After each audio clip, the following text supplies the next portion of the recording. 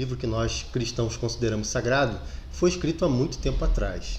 Então, o Novo Testamento, por exemplo, ele foi escrito ali na virada do primeiro século para o segundo século, como o livro do Apocalipse, por exemplo. Esses livros foram escritos em grego e os escritores viviam num mundo muito diferente do nosso.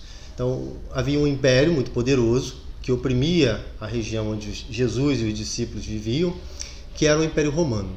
O Império Romano falava o latim, Jesus falava aramaico, as escrituras sagradas eram escritas em hebraico e o Novo Testamento foi escrito em grego. Então, por aí a gente pode ter uma ideia de como era complicado esse mundo e o quão distante esse mundo era de nós. No caso do Antigo Testamento, não é diferente. Então, o Antigo Testamento foi escrito em hebraico. Provavelmente esses textos começaram a ser escritos ali por volta do ano 750, enquanto reinava Ezequias no sul, e o século X, quando reinava, por exemplo, o rei Davi. Então, o mundo do Antigo Testamento é um mundo muito diferente do mundo do Novo Testamento.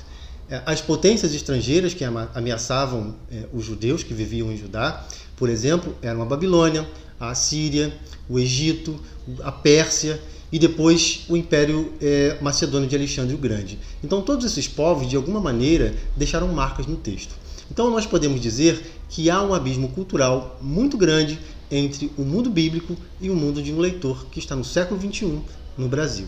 Bom, para que você tenha ideia do significado e das implicações de um abismo cultural, ou seja, do distanciamento entre o leitor e o mundo do escritor, eu gosto de citar um exemplo para os meus alunos de uma esposa que sai de manhã cedo ou para trabalhar ou para ir ao médico e ela deixa um recado na geladeira. Ela escreve assim: amor, para o marido, né?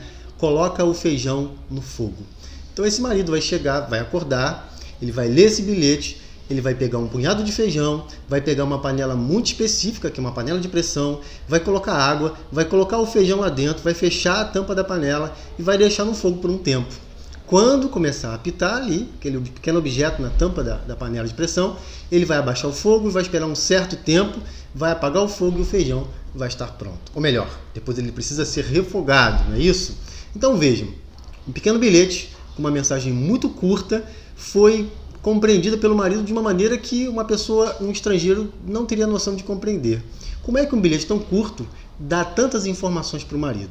Então a explicação é simples.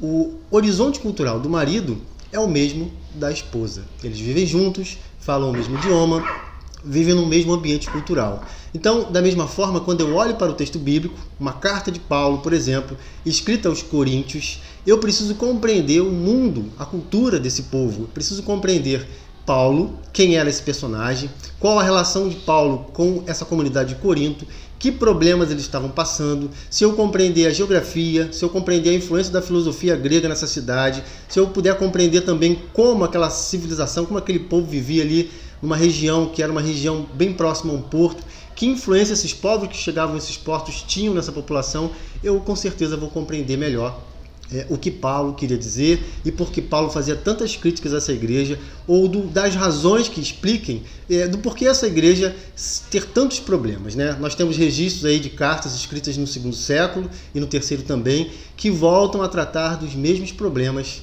que Paulo enfrentou com a comunidade de Corinto. Então, o desafio que nós temos quando olhamos para a Bíblia precisamos transpor esses abismos culturais. Então, se você quiser saber um pouquinho mais sobre hermenêutica, que é a ciência que estuda a interpretação bíblica, dê um pulinho no Seminário Teológico Batista Carioca e se matricule. Um abraço, até a próxima.